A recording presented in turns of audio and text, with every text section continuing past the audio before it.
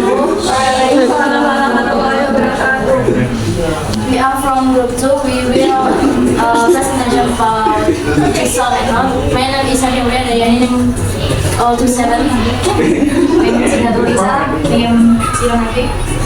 My name is Andriana Campus. Name 4. My name is Sinato Lydia. Name 6. Okay, first of all, we will presentation about Jigsaw method.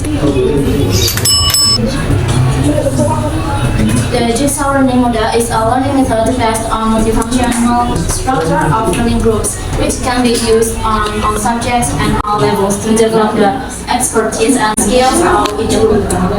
Jadi, Jigsaw itu metode pembelajaran fungsional yang membentuk sebuah grup yang bisa digunakan dalam menggunakan semua subjek dan tingkatan-tingkatan dari pendidikan bisa mulai kelas dari sampai SMA itu kita bisa meningkatkan kemampuan setiap grup dan bagaimana Jigsaw is a comprehensive learning system that gives students the opportunity to work together with fellow students after class. Pembelajaran kooperatif dan sebuah model pembelajaran di mana siswa membantu bekerja dalam kelompok-kelompok kecil untuk saling membantu satu sama lain dalam mempelajari materi pembelajaran. Dan menurut Salvin, cooperative learning is a learning model where students work in small groups to help each other learn two subject matters. Model pembelajaran di mana student atau siswa itu bekerja sama dalam sebuah grup kecil untuk membantu satu sama lain untuk memahami materi tersebut. Purpose of the Jigsaw learning model: improve academic results. By using interest methods, students will be more interested in learning so that it can improve the academic result of students. Number 2, it's acceptance of individual difference. That's meaning di sana kan membentuk sebuah grup tapi berbeda-beda ya. Jadi mereka bisa menerima pendapat dari individu yang lain, bisa bekerja sama satu sama lain tentang pendapat yang berbeda-beda. Yang ketiga, development of social skills. Jigsaw use a method that requires students to be in groups that will interact with each other more than often and improve their socialization skills. Advantage atau kelebihan yang pertama, enhance memory. Dengan Jigsaw itu kan nanti ada metode pembagian-pembagian dan mereka akan mencari informasi tentang materi dari kelompok lain. Itu akan membantu mereka untuk meningkatkan memori atau ingatan mereka. Encourage the growth of interesting motivations. Number 3 is increase student behavior towards positive social adjustment. Number 4, equalization of material mastery can be achieved in a shorter times. Ini maksudnya mereka bisa memahami materi dalam waktu yang lebih singkat. Dan yang terakhir adalah train students to be more active in speaking and arguing. Mereka akan lebih aktif dalam berbicara dan juga berargumen satu sama lain. Advantage atau kekurangan. Yang pertama, cause the different perception is in understanding the concept that will be discussed with other students. Mereka akan dihadapkan dengan perbedaan pendapat antara satu sama lain ya, mungkin bisa menyebabkan mungkin bertengkar sedikit. Yang kedua, there are students who do not have confidence in discussing. Dalam satu kelompok kan pasti ya, nggak pasti sih, tapi ada beberapa anak yang mungkin dia kurang percaya diri dalam menyampaikan argumennya dia, jadi mungkin cuma diam aja dan kurang memahami. Number 3, students who are usually active in class will dominate. Siswa yang biasanya aktif di kelas itu pasti akan mendominasi karena mereka sering aktif dan sering mengikuti kegiatan-kegiatan, jadi mereka tuh percaya diri buat ikut aktif dalam pekerjaannya. And number 4, students who are not enthusiastic to competing will find it difficult to follow the learning process. Seperti yang nomor 2 ya, jadi kurang lebih siswa yang kurang sesuai dengan metode tersebut itu akan kesulitan untuk mengikuti pembelajarannya. Implementation of the jigsaw learning model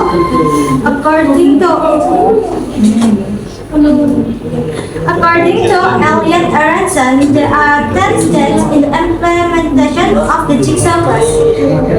Penerapan model pembelajaran jigsaw menurut Elliot Aronson ada 10 tahapan pelaksanaan kelas jigsaw. Step 1. Divide students into 4 or 6 jigsaw group. Membagi siswa ke dalam kelompok jigsaw dengan jumlah 4 hingga 6 orang. Appoint 1 student from each group as the leader. Menugaskan 1 orang siswa sebagai pemimpin di masing-masing kelompok. Step 3. Divide this lesson into 4 until 6 segments. Bagi pelajaran yang akan dibahas ke dalam 4 sampai 6 segmen. Assign each student to learn 1 segment. Make sure students have direct access only to their own segment. Menugaskan tiap siswa untuk mempelajari 1 segmen materi dan menguasai segmen tersebut. Give student time to read over their segment at least twice and become familiar with it. Memberi kesempatan kepada para siswa untuk membaca cepat bagian mereka paling sedikit 2 kali agar mereka biasa. Step 6. Form temporary expert group by having 1 student from each jigsaw group join other student assigned to distant segment. Membentuk kelompok ahli yang merupakan gabungan dari siswa ahli masing-masing kelompok jigsaw. Mereka digabungkan dengan siswa lain yang memiliki segmen serupa untuk mendiskusikan poin-poin yang utama dari segmen mereka dan dilatih presentasi kepada kelompok jigsaw mereka. Step 7. Bring the student back into their jigsaw group. Setiap siswa dari kelompok ahli kembali ke kelompok jigsaw asal mereka. Ask each student to present her or his segment to the group. Meminta masing-masing siswa untuk menyiapkan segmen yang dipelajarinya kepada anggota kelompoknya dan memberi kesempatan kepada siswa lain untuk bertanya. Float from group to group, observing the process.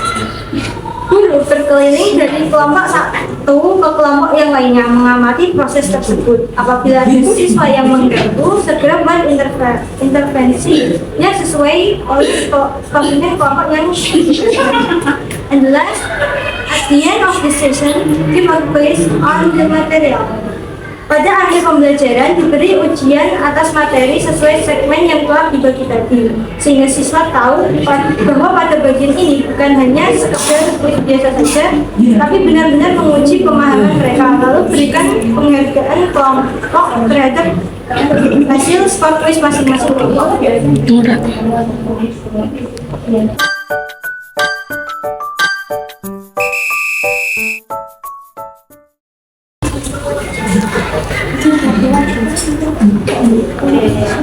Next is and the material is do you know about descriptive text? So what is descriptive text? Descriptive text explain or describe something. Something can be any kind of animal, object, location, and others. Usually, descriptive texts are characterized by the use of easy text and focus on specific object. The object is then discussed in more detail in the descriptive text. And there is generic structure of descriptive text. The first is identification.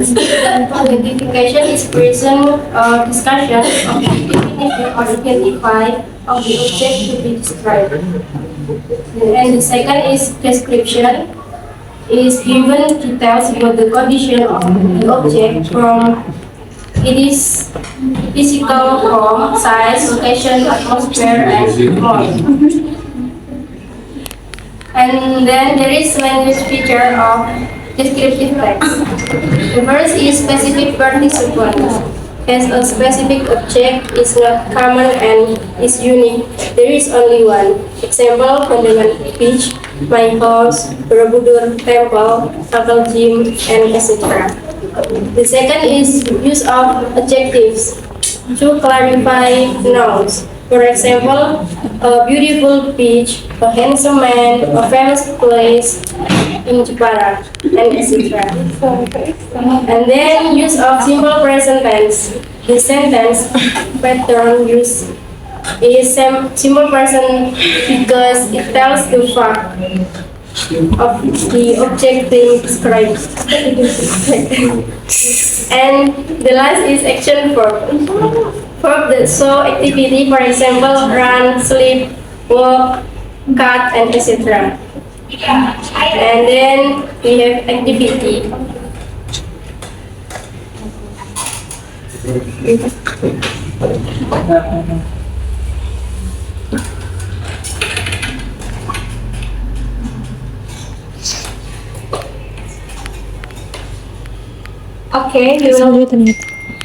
Okay, you will be given an information paper about descriptive text, and then you choose one of pattern and understand what the text you have is about, and after that you will share information with each other about the text you have. Okay.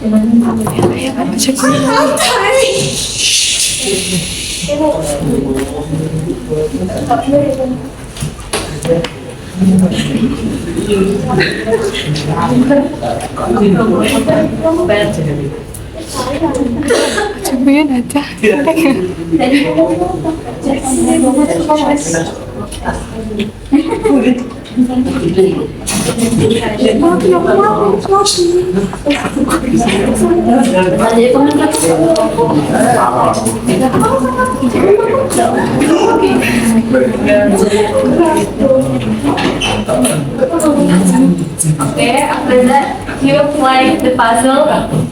The thing that I can you can start right now.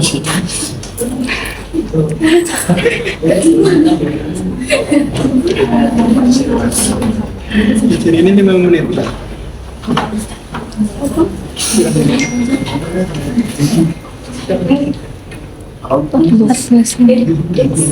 Lebih beres. Overtime. Have you done? Yes. Yes.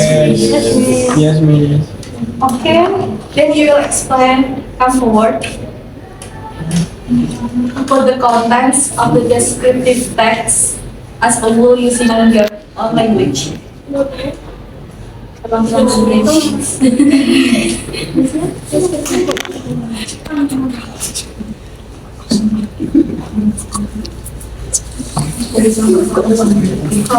group 1, you can come forward and explain. Yes, so the text is about Borobudur temples. So Borobudur is one of the largest Buddhist temples in the world that has been recognized by UNESCO as a World Heritage, and Borobudur is located in Borobudur Village, Borobudur District, Magelang Regency, Tangerang, Jawa.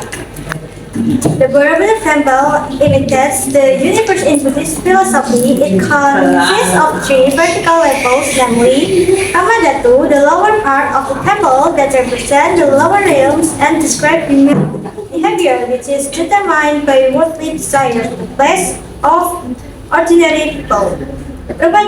And the second is Rubadatu, the middle part of the temple that represents the middle realm and depicts human behavior that has started to live worldly desires, yet still attached to the tangible world. And the third Arubadatu, the upper part of the temple that represents the upper rim, the place of the god, a symbol of the intangibles and no more attachment to the world desires.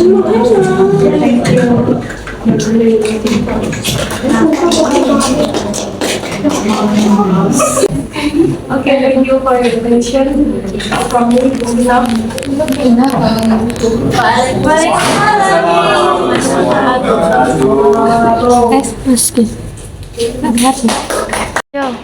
for your attention and this class. Wassalamualaikum warahmatullahi wabarakatuh.